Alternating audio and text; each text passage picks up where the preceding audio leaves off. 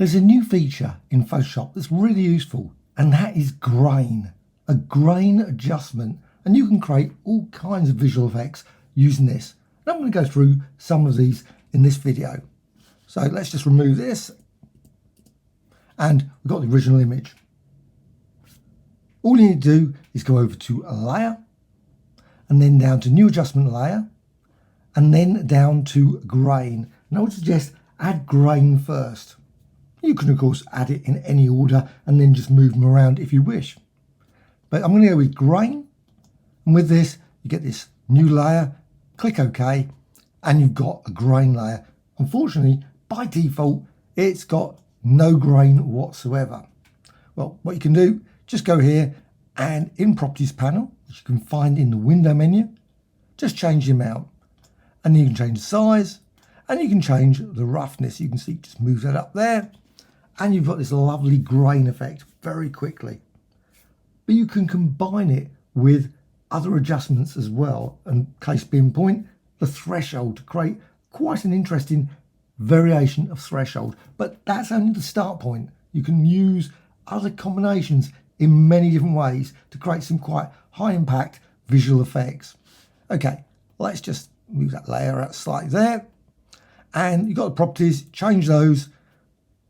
But I want to go now to layer, new adjustment layer, and just down here to threshold. Now these are all interactive, modifiable layers, live. You can go back to at any point and change just via the layers panel and the properties. So threshold, and then again, click OK. And now you've got that. Now, if you didn't have the grain, and let's just remove it. So you can just deselect it there. And you can see just get a flat image. Now you could of course apply some grain visual effects using the filter menu. But now with the grain, you can actually just go here. You've got grain, and again, go and select it. You can then modify the amount, and you can see as you change that, the result will be different size, roughness. It's a whole variety of different options. Now I'm just going to keep it fairly high, but you can see there's lots of variation just in those three settings. So you can create subtle as well as really intense roughness and size. But also what you can do, what I'm just going to do is just go down here, and here's the image, the original image. I can click here so it's not locked. Next thing I like to do is just group everything. You may have multiple layers, multiple images. I want to just apply it just to this image. So select all of these, so all selected. Just go up here to the right side menu, there's a right little menu there, and go for new group from layers. So it will use those, turn it into a complete group. So new group from layers. There's also other ways of doing this, of course. And then click OK. So it's all grouped. You can now manipulate it completely independently from any other set of layers. Now I can expand this out, and with this I can then go to the threshold, because what I can do is add something to the mask. So I don't want this entire threshold effect applied to the entire image. I can manipulate it. I can apply shapes, apply brushes.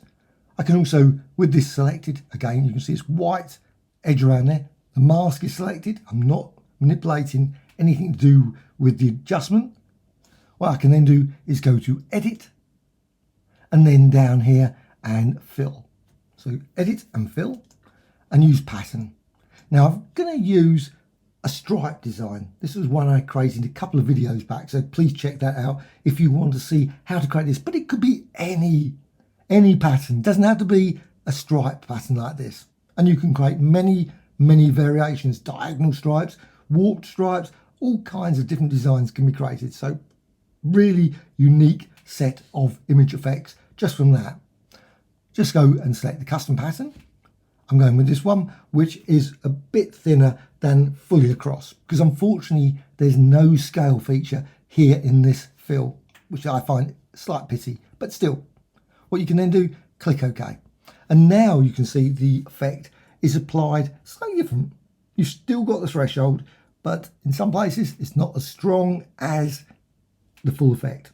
And that's what I want. I want this lovely sort of stripy effect. Well, what you can also do is you can go here, and instead of, you can use this whole layer, just go up here, it doesn't matter which one you select, in this case the adjustment or the mask, and you can go through darken, and colour burn. Now some will just result in something that doesn't look great at all. You might find that the effect is not exactly what you want, and you can change it. You can put it back to, of course, normal. Difference, you get that sort of effect, subtract, and so on. You can see a variety of different options are available. So let's just put it back to normal, but you can see a lot of different results from just changing the blend mode, or the opacity. Change that as well. Doesn't have to be set to 100%. Then you go to the grain. So with the grain selected instead of the threshold, what you can do is exactly the same. Just go here, make certain this is highlighted. You can see the box around it again. That's what you're going to be manipulating. And then go to edit and fill. And with that, again, select pattern. You could select a different pattern. You could use brushes in this case, or shapes. You may have a circular design or anything like that. Again, I'm going to use the same custom pattern. So that one. And click OK. And with that, you can see now the grain effect has been slightly modified as well. You can see now sometimes the result may not particularly be that noticeable. You might have to shift it, move it, apply some other effects, distort it. So what you can do with this mask selected, you can transform. Don't have to keep it as is, like it's applied just straight down. Now you could of course create different pattern designs for different effects, crossways, etc. But you can apply a rotation. So with that selected, again, around there, the edge, go to edit and transform. And you could use distort, skew, rotate. You can see there's a number of options. Warp, quite a good one as well. And also, I'm just going to go with rotate. And now you can see you've got a rotation applied. And exactly the same as before, you can then go here with this selected. You can go for the blend modes and run through lighten, colour dodge, linear dodge, and so on. And that will be changing how the grain interacts as well. So vivid light or something like that. Whole range of different designs can be created simply by just changing the mask, changing the blending mode with that image. But also what you can do is you can add more than one adjustment. You don't have to just have one grain. You can always simply select here and right click and duplicate layer. So duplicate layer, click OK, and you've got another one. Now you might not notice any effect particularly with this because of that obviously mask there, but you can change the mask as well. You can always go up here and again edit, as long as it's selected, edit, transform and rotate. And this time go with a different angle. So up here you've got all the options here. Oh, let's just see rotation. I'm going to go with 45. So 45 and you get that and press return. So you get a lovely sort of diagonal effect with your grain, with your threshold. And of course, what you can do, you can go to the threshold, select that one, exactly the same as before. You can right click and again, duplicate layer.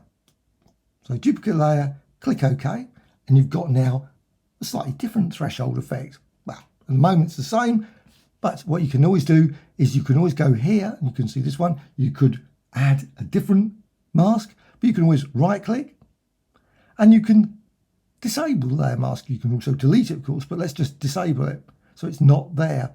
So that is gone. Now this effect is applied on top of all those others as well. Now it's harder to see, particularly in this case, because maybe go here and you could change blend mode and you can run through and multiply, and then you can see obviously the result of that. Whole range of combinations that maybe you want to sort of like a weird printing effect with some colour coming through, with a bit of grain, which of course at any point you can always go back to any of these. With that selected, you can go to the properties, and here's the properties. You can just tweak and change the amount and size and roughness that's applied to that grain. You can also go here with threshold, select that, and you can see now you've got this threshold here, and you can tweak that, and you can see by changing that, manipulate it, get a whole range of different effects. Again, you've got this diagonal lines, you've got these squares, all created by this, but it could be anything, could be any design. It could be, as mentioned, shapes, brushes, text, etc. So we're back to the original, exactly the same as before. All you need to do to add the grain as well as the threshold, simply go to layer, new adjustment layer, and then a grain. Just select that, click OK. It's still part of the layer. Got that properties, change the amount. As soon as you do that, you'll notice the size, roughness. But as before, you can always just go here, right click and duplicate, because you might think, you know what, the grain I've got, which for some people will be they'd be very happy with, but you can also click OK again and you've got more grain. And you can always right click again, duplicate layer, and right click, and again, duplicate layer. You can see you can create some quite interestingly high intensity grain effects using this approach. But also what you can do, of course, is you can always manipulate them further, maybe rasterize things, combine them, applying blurring effects and much, much more to the individual design here. But also again, exactly the same as before, you can always go to layer and new adjustment layer and then just add a threshold. With that, click OK, and you got that kind of image. And again, you can manipulate the properties, maybe more or less, to create very, very loose, very noisy effect from that image. But of course, again, you could always go back to this image here, which is part of the group, and you can always go and add maybe filter and go with, say, blur and Gaussian blur, and maybe reduce that down a bit so you don't want to push it too far, maybe 9.1, 9.9, and click OK. That sort of thing. Create a slightly blurred effect as well with your image. Still there, still live, you can still manipulate it. In this case it hasn't, because I didn't convert it. Okay, my mistake. Undo, go to filter, convert for smart filters. Probably a better idea. Convert for smart filters. So used to working with smart objects that I often forget. So click OK. So it's now turned into a smart object. Now, when you apply a blur, it's still live. So let's just go back to filters, and again, just go to Gaussian blur and just set the value, maybe not that much, 26 say, and click OK. And you'll get this very subtle blurred effect, as well as threshold, as well as multiple grains, all combined into a single group, which of course you can turn that into a smart object, perhaps combine with the original image as well, if you've obviously made a copy of it, so you can then manipulate that, blend it, etc. Hope you found this of interest. Any thoughts, questions, please let me know. Bye.